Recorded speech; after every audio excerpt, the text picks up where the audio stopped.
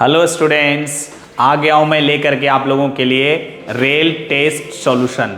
क्योंकि आज से रेल टेस्ट स्टार्ट हो गया। कल ही स्टार्ट हुआ था 11 जून से। तो कल जो था वो साइंस का था, सोशल साइंस का था। आज जो था वो इंग्लिश, मैथ और संस्कृत का था। डियर स्टूडेंट्स, मैं आपको बता दूं कि अब जो रेल टेस्ट होगा उसमें थोड़ा सा बदलाव किया गया है। पहला बदलाव टाइमिंग को लेकर के, पहले वीक में एक बार होता था सैटरडे को, लेकिन अब महीने में एक बार होगा एग्जाम और 2 दिन एग्जाम होगा। एक दिन 3 सब्जेक्ट का होगा और दूसरे दिन 3 सब्जेक्ट का होगा। तो जब भी इंग्लिश का आपका होगा महीने में एक बार एग्जाम, क्लास 9, 10, 11, 12 सबों के लिए मैं सॉल्यूशन लेकर के जरूर आऊंगा। और दूसरा चीज परिवर्तन ये किया है कि अब जो है ना वो 20 मार्क्स का होगा। अब जो आपका रेल टेस्ट है अब थोड़ा बहुत चेंज होता रहेगा। ऐसा नहीं है कि ये जो एग्जाम हुआ बस सारे एग्जाम ऐसे ही होंगे, थोड़े बहुत बदलाव हो सकते हैं क्योंकि मुझे इसकी जानकारी नहीं है। लेकिन ये जो एग्जाम हुआ वो 20 मार्क्स का हुआ है। और अब जो चेंजेस हुआ है वो आप देखिए 1 to 6 क्वेश्चन, 1 to 6 जो रहेगा वो मल्टीपल चॉइस क्वेश्चन रहेगा। क्वेश्चन नंबर 7 to 10 रहेगा वो शॉर्ट आंसर टाइप क्वेश्चन रहेगा। और क्वेश्चन 11 और 12 जो होगा वो लॉन्ग आंसर टाइप क्वेश्चन होगा, है ना। तो कुल मिला के 12 क्वेश्चंस है और कितने के हैं, 20 मार्क्स के हैं। तो एक बहुत अच्छी पहल है JCERT के द्वारा, है ना, प्रोजेक्ट रेल, है ना। रेल का फुल फॉर्म है regular assessment for improved learning. एक बहुत अच्छी पहल है जिसके माध्यम से प्रत्येक महीने आपके सारे सब्जेक्ट के परीक्षा लिए जाएंगे 2 दिनों के अंदर, है ना। क्या आपने पढ़ा, कैसे पढ़ा, वो आपको लिख करके दिखाना है ताकि आप जज कर सकें कि आपको और कितना बेहतर करना है। तो एक बहुत अच्छी पहल है। मुझे उम्मीद है आप सभी रेल टेस्ट को एंजॉय करेंगे और मेरे जो प्रत्येक रेल टेस्ट के बाद उसी दिन शाम में जो आएगा सॉल्यूशन उसको भी एंजॉय करेंगे, उससे मैच करेंगे और देखेंगे कि कितना आपने सही लिखा, कितना गलत लिखा, क्या मिस्टेक्स किया और अगली बार उसमें सुधार करेंगे। तो चलिए वीडियो स्टार्ट करते हैं। डियर स्टूडेंट्स, अगर आप इस चैनल में नए हैं तो चैनल को जरूर सब्सक्राइब कर लें, वीडियो को लाइक करें, शेयर करें। तो चलिए स्टार्ट करते हैं। क्लास 10 वाले बच्चों का, क्लास 10 वाले बच्चों का है ये और पहला रेल टेस्ट का सॉल्यूशन है ये। तो चलिए क्वेश्चन स्टार्ट करते हैं। क्वेश्चन नंबर 1 से हम लोग शुरू करते हैं। ये जो है ना, ये पहला जो आपका चैप्टर है, कौन सा, अ लेटर टू गॉड। और पहला जो पोयम है डस्ट ऑफ स्नो, उसी से क्वेश्चन पूरा पूछा हुआ है। तो चलिए कहता है पहला question, what was the main reason Lencho wrote a letter to God. कहता है क्या कारण था, क्या मुख्य कारण था जिसके कारण लेंचो को भगवान को पत्र लिखना पड़ा। वो मुख्य कारण ये था कि उसका फसल बर्बाद हो गया था और वो पैसे के लिए रिक्वेस्ट कर रहा था किससे, भगवान से, to recover from crop loss. फसल की जो बर्बादी हुई है उसमें जो उसको घाटा हुआ है, किसके कारण, बहुत ज्यादा ओले पड़ने के कारण उसको जो घाटा हुआ, जो परेशानी हुई है, जो क्रॉप सारा बर्बाद हो गया, उससे रिकवर करने के लिए वो पैसे के लिए पत्र लिखता है। किसको, लेटर टू गॉड को। अगला क्वेश्चन है, Lencho's reaction to receiving 70 pesos instead of 100 shows his believes in God honesty. अब देखिए कहता है कि लेंचो ने 100 पैसोस डिमांड किया था भगवान से, इनको सिर्फ 70 पैसोस मिला। और जो वो पैसा जो मिला है, तो जो उसका रिएक्शन है मात्र 70 मिलने के बाद जो उसमें गुस्सा है, वो जो रिएक्शन है ना, वो क्या दिखा रहा है, उसका विश्वास भगवान की ईमानदारी पर, उसकी विश्वास को दिखा रहा है कि कितना ज्यादा है। What does this reveal about this character. उसका जो कैरेक्टर है, हिज कैरेक्टर, क्या रिवील करता है, क्या दिखाता है उसके कैरेक्टर के बारे में। वो ये दिखाता है कि भगवान पर उसको बहुत ज्यादा विश्वास है, अटूट विश्वास है उसको। वो श्योर है कि जो भगवान है ना वो पैसा 100% उसको देगा ही देगा और 100 पैसोस दिया होगा। He has unwavering faith in divine justice.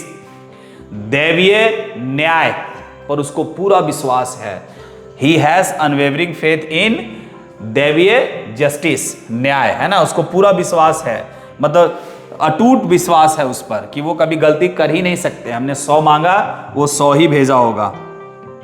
चलिए आगे देखते हैं question number 3। The postmaster decision to collect money. Postmaster ने डिसीजन लिया, जब उन्होंने पत्र को देखा पढ़ा तो उन्होंने डिसीजन लिया कि भाई पैसा कलेक्ट करेंगे। किसके लिए? लेंचो के लिए। ये क्या रिफ्लेक्ट करता है? Which of the following qualities, कौन सी क्वालिटीज रिफ्लेक्ट करता है? पोस्टमास्टर के अंदर वो कौन सी क्वालिटी थी, क्या था, क्या गुण था उनके अंदर, है ना? ऐसा क्या उनके दिमाग में था जिसके कारण उन्होंने पैसा कलेक्ट करके लेंचो को देने का निर्णय लिया? तो उनके अंदर क्या थी भाई? तो उनके अंदर थी सहानुभूति और करुणा। वो चाहते थे कि उनका जो विश्वास है भगवान पर उसे टूटना नहीं चाहिए, है ना? तो इम्पैथी एंड कंपैशन था, मीन्स सहानुभूति और करुणा। तो राइट आंसर हो जाएगा डी।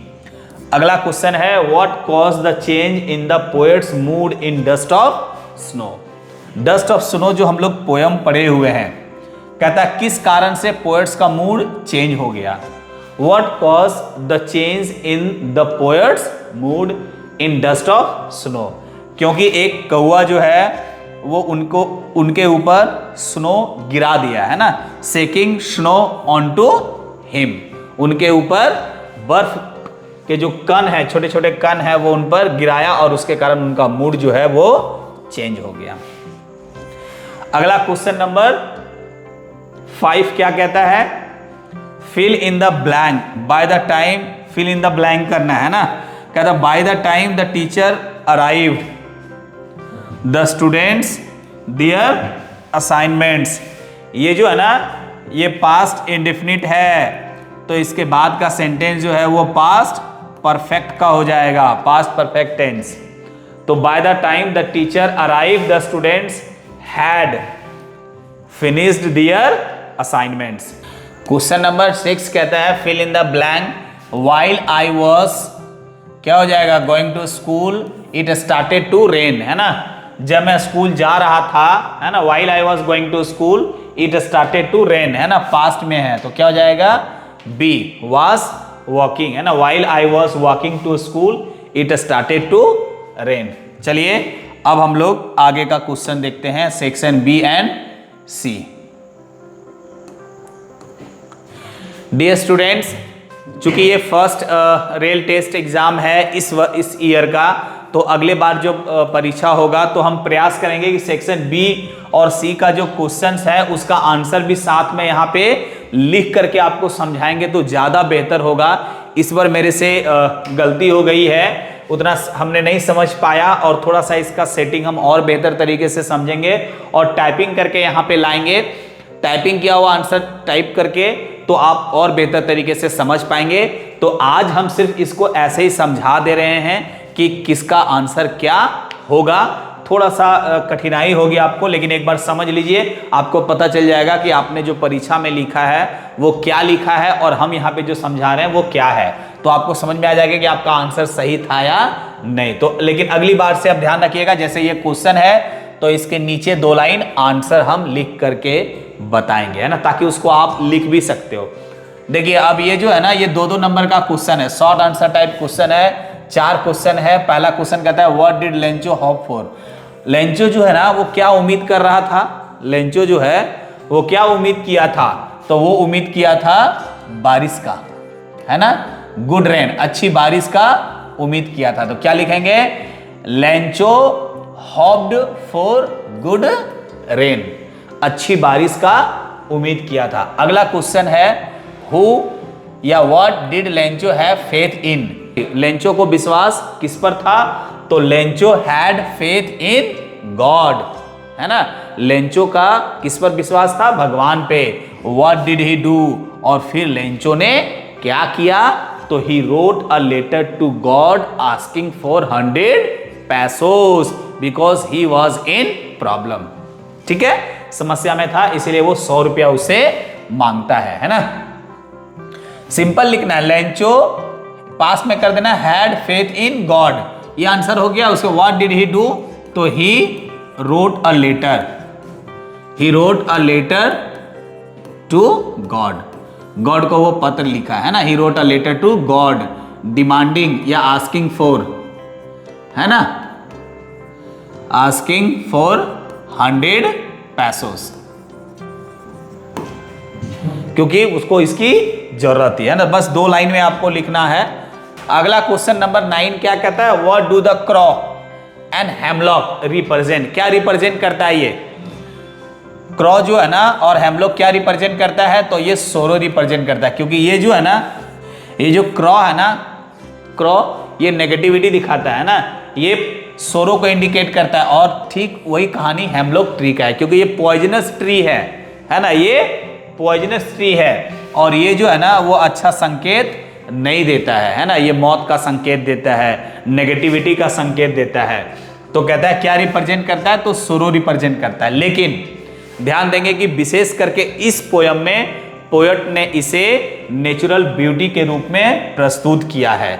ये प्रस्तुत किया है ये करते हुए कि कौवा जो है वो उनका एक एक्टिविटी जो है, एक छोटा सा काम जो है वो पोएट्स के मूड को पूरी तरह से चेंज कर देता है। तो है तो सोरो, लेकिन इस पोयम में इनको पॉजिटिविटी में दिखाया हुआ। अगला कहता है व्हाट मेड लेंचो एंग्री।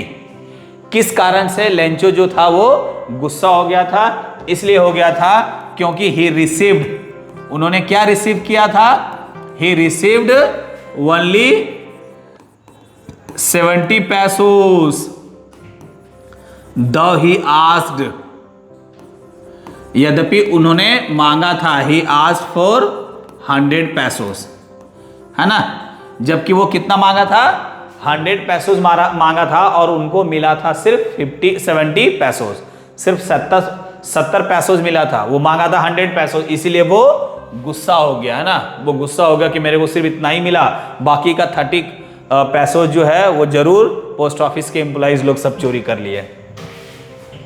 चलिए नेक्स्ट क्वेश्चन देखते हैं। अगला क्वेश्चन क्या कहता है, अगला क्वेश्चन जो है स्टूडेंट्स वो लॉन्ग आंसर टाइप क्वेश्चन है, 3 नंबर का है। और देखिए क्वेश्चन क्या कह रहा है, who does Lencho think has taken the rest of the amount.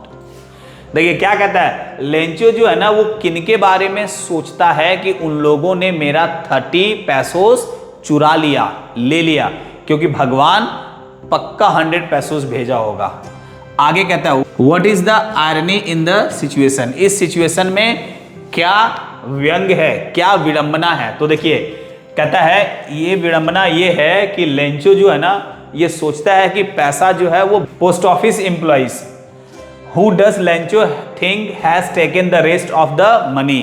Lencho को ये लगता है, वो सोचता है कि रेस्ट ऑफ द मनी जो 30 पैसोज है वो पोस्ट ऑफिस के एम्प्लॉइज लोगों ने रख लिया है, उन लोगों ने ही चुरा लिया है। और इसमें विडंबना ये है, देखिए क्या व्यंग है कि जिन लोगों ने पैसा बड़ा मुश्किल से कलेक्ट करके लेंचो को दिया ताकि उनका विश्वास भगवान पे न टूटे, उन लोगों के ही बारे में लेंचो ये दिमाग में बिठा लिया है, या ये उनको लगता है कि वही लोगों ने 30 पैसोस रख लिया, यही विडंबना है। चलिए नेक्स्ट क्वेश्चन है, लास्ट क्वेश्चन है dear students, what is a dust of snow. Dust of snow क्या है, तो बर्फ जो है ना उसके छोटे छोटे पार्टिकल्स, छोटे छोटे कण है, बहुत छोटे छोटे हैं, है ना, इसीलिए उसको बोला गया डस्ट ऑफ स्नो। डस्ट के स्नो के छोटे छोटे कण। और कहता है व्हाट डज द पोएट से हैज चेंज्ड हिज मूड। और पोएट जो कहता है कि डस्ट ऑफ स्नो जो है वो उनका मूड चेंज कर दिया। कौन चेंज कर दिया भाई, तो डस्ट ऑफ स्नो ने उसका मूड चेंज कर दिया। उसमें कौन सहयोग किया, उसमें एक क्रॉ ने सहयोग किया। उसके बाद कहता है हाउ, कैसे चेंज हुआ उसका मूड। उसका मूड ऐसे चेंज हुआ कि एक वो हेमलॉक ट्री के नीचे बैठे हुए थे, उनका मूड ऑफ था, आधा दिन पूरा मूड ऑफ में ही बीत गया। और जब वो हेमलॉक ट्री के नीचे बैठे हुए थे तो हेमलॉक ट्री पे चूंकि वो बर्फ की बारिश हुई थी, बहुत ज़्यादा बर्फ था, स्नो था, तो एक क्रॉ जो है वो पेड़ पे आता है और जैसे ही आता है तो उससे थोड़ी सी पत्तियां हिलती है और उस पत्तियां हिलने के कारण डस्ट ऑफ स्नो जो है, छोटे छोटे कण जो है बर्फ के, वो पोएट पे गिरता है और फिर उनका मूड जो है वो चेंज हो जाता है। तो ये आपका 12 नंबर क्वेश्चन है। तो इस तरह से आपका पूरा समाप्त हो गया। नेक्स्ट टाइम में जब हम आएंगे, अगला एग्जाम जब होगा 9 का, 10 का, 11 का, 12 का, जिनका भी होगा, तो जो भी सब्जेक्टिव क्वेश्चन होगा, है ना, जो भी 2 नंबर 4 नंबर 3 नंबर का क्वेश्चन होगा उसका हम टाइपिंग करके इसलिए लाएंगे ताकि उससे हम और बेहतर से आपको समझाएंगे, आपको और बेहतर से समझ में भी आएगा और आप चाहेंगे तो उसको लिख भी सकते हैं और चेक कर सकते हैं कि आप जो लिखे थे वो कितना सही था। तो आज के लिए इतना ही, अगले वीडियो में पुनः मिलते हैं, तब तक के लिए जय हिंद।